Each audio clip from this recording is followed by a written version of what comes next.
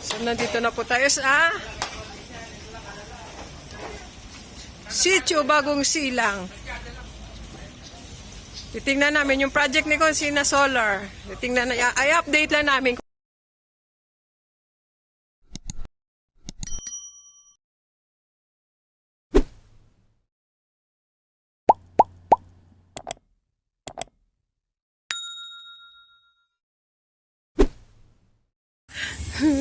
So, ayan pa si Pracy, naglalakad. Exciting na. Excited siya. Ayan pa isang konsyal na pogi.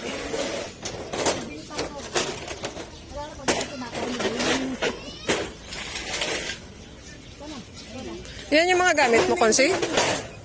Ayan yung mga gamit mo. Ayan. Hello po, nanay.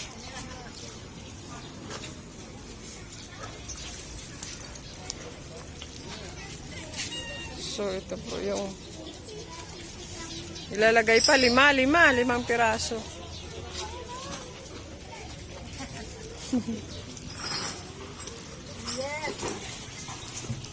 Mga kabarangay, silipin na po namin ang nagawa na ng aming tawag nito, yung nagkakabit ng solar. Kasi sabi ni Conce, meron na daw po nagawa dito una sa may dulo. So, ayan. Ayan daw po. Sige, pupuntahan natin.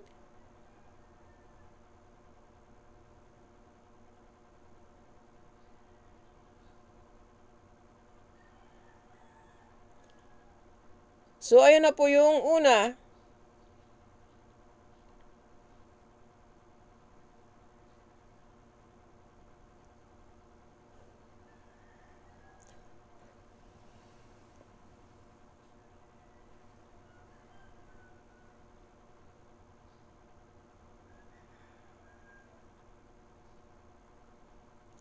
Pangalawa,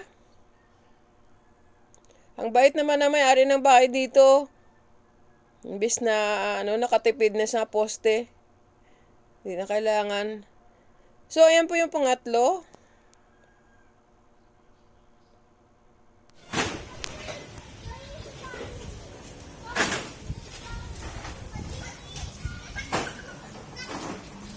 So, ito yung pang ilan na to? Apat yun. So, ito yung pang-apat. Tapos, dalawa na lang ay kakabit. Oo, baka bukas. Buti hindi na naghukay, no? Diyan na lang, no? Pumayag naman sila. Pumayag naman. Bait naman pala. Oo, sabi mo lang.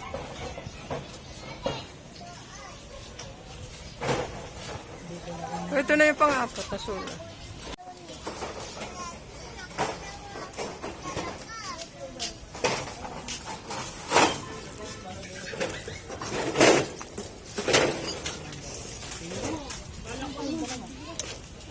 Umuutak na naman tayo.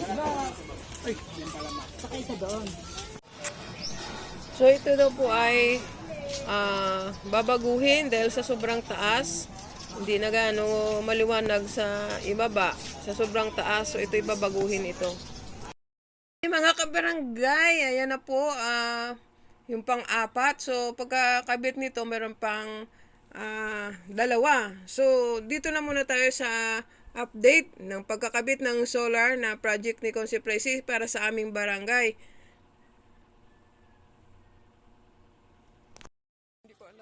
So, tuloy-tuloy lang po sa programa ng aming barangay. Mga road construction, kanal.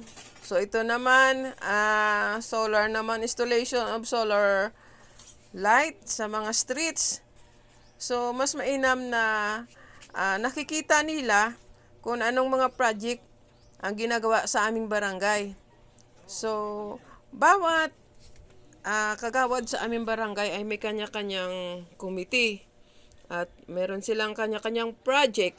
Depende kung anong makikita nila na mga kakulangan para sa kanilang sitio or area kung saan sila nabilong. So, mainam din itong solar light para hindi na tayo magkakaroon ng monthly bill sa Meralco. At ayan na po mga kabarangay, nakita nyo na po, ini-install na ni Kuya ang pang-apat na solar light. Yan. At iyan ay dadalhin niya doon sa taas upang ikabit.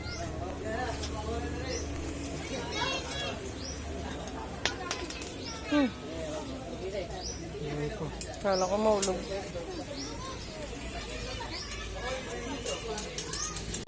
Ayan po. May papaya ko sa amin.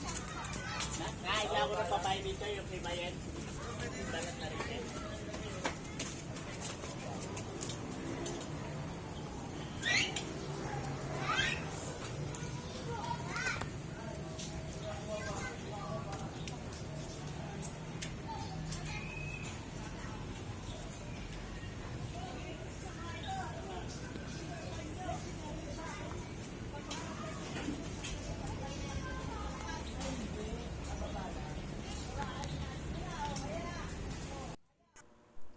So, ayan na po yung pang-apat na kabit ni Kuya.